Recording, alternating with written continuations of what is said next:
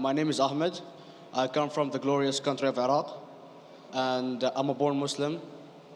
My problem is that I practiced Islam when I was... Brother, first we'd request questions from the non-Muslims. Once all the questions from non-Muslims are over, inshallah, we'll give you a chance. Yeah, but I'm telling you my problem only. It's okay. But you said you're Ahmed and you're a born Muslim. I am born Muslim. But now are you a Muslim or not? I'm agnostic. Oh, so now you have left the religion of Islam. Yeah, I'm confused. Okay, fine.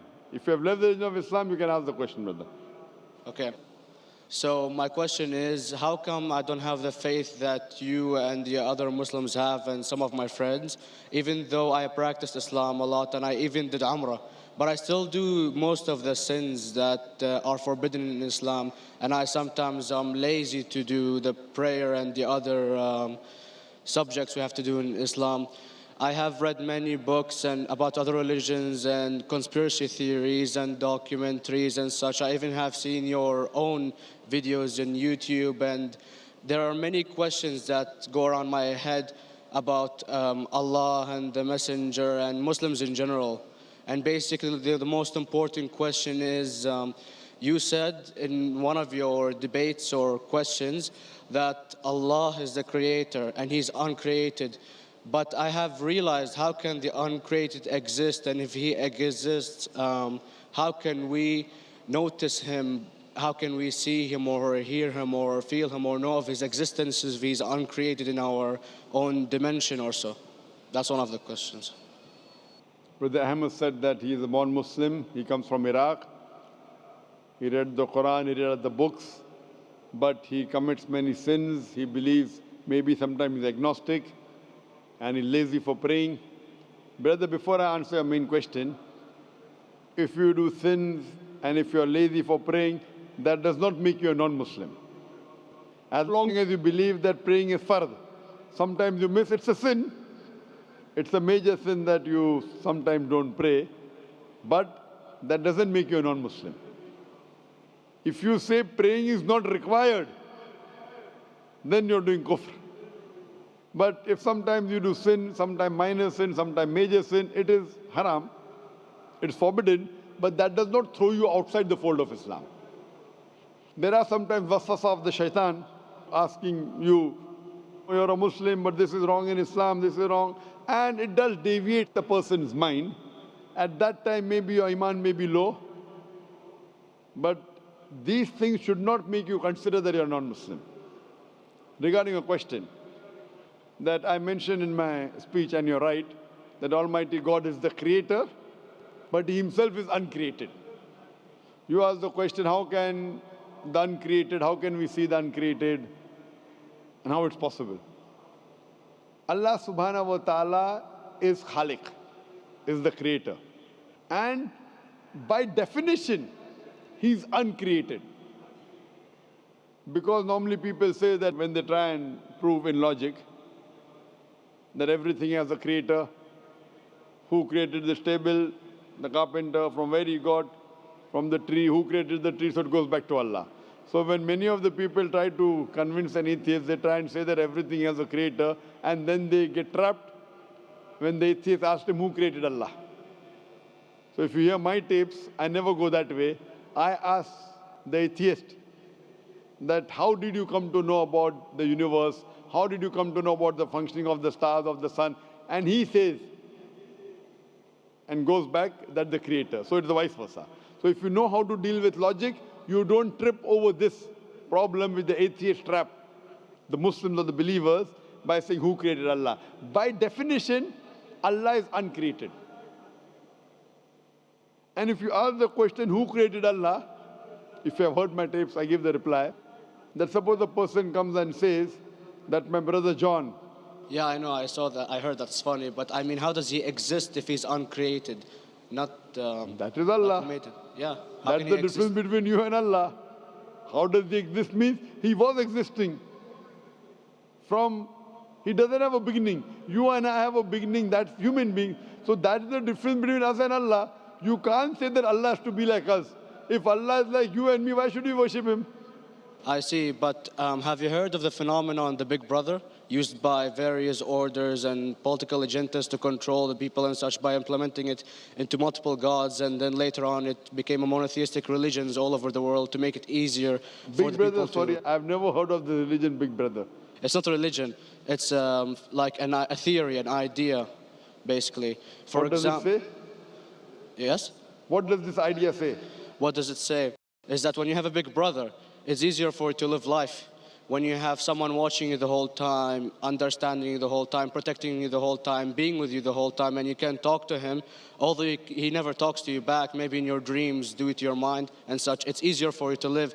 While a human who does not have a big brother and is not easily controlled into doing so and is having complete freedom is a danger for the major ruling powers and such. So what does this say? I don't understand. Big Brother may be the Big Brother may not be the. So what does it have to do with Islam and God? What does it have to do? Because basically Allah is watching you the whole time. So you want to say that Allah is like a big brother? Indeed, you use him for your protection so you won't be scared. You know what I mean? See, this is the hypothesis. Hypothesis. If you have heard, how do I convince an atheist? If you have heard my answer, that you said that you're agnostic, you're atheist. Yeah. So first thing I do to an atheist is I congratulate him. What? I congratulate him. Have you heard my answer of atheist? Yeah, you congratulate them and stuff. But I haven't seen your debates with the atheist. I just saw your answers on some questions. Fine, so you haven't seen the answer of atheist? No, but I've seen your debate with David William Campbell. And that David William Campbell is not an atheist. Yeah, yeah. Now, when an atheist tells me he does not believe in God like your theory of Big Brother, yeah. And if you believe in that theory, I will ask you, first thing I do to the atheist, I congratulate him. You know why? Yeah, because they think and they don't follow what their parent does and such stuff like that. No. I congratulate him because he is not doing blind belief. The other people are doing blind belief. He is a Christian because father is a Christian. He is a Hindu because father is a Hindu. Most of the Muslims are Muslim because father is a Muslim. He is thinking. He says there is no God. He has said the first part of the Islamic Shahada, La ilaha. The reason I congratulate him is because he has said the first part of the Islamic Shahada, Islamic creed, La ilaha. The only thing I have to do is illallah, which I shall do inshallah. So if you have heard my answer, an atheist becomes an atheist because he believes in science, he believes in logic. Or I ask him that if an equipment is bought in front of him, which no one in the world has ever seen, and if the question is asked, that who will be the first person who will be able to tell you the mechanism of this new equipment? What is the answer? Of course, he's going to tell you the producer or the maker of this equipment. Creator, producer, maker. So when we ask him questions that how did this universe come into existence, he will talk about the Big Bang. This what we're going to talk is already mentioned in the Quran 1400 years ago in Surah Anbiya chapter number 21 verse number 30. Avalam yaral lazina kafaru anna samawati wal arda kanat ratkum fataknahuma. Do not the unbelievers see that the heavens and the earth were joined together and we clove them asunder. This what you came to know 50 years back is mentioned in the Quran 1400 years ago. Who could have mentioned that?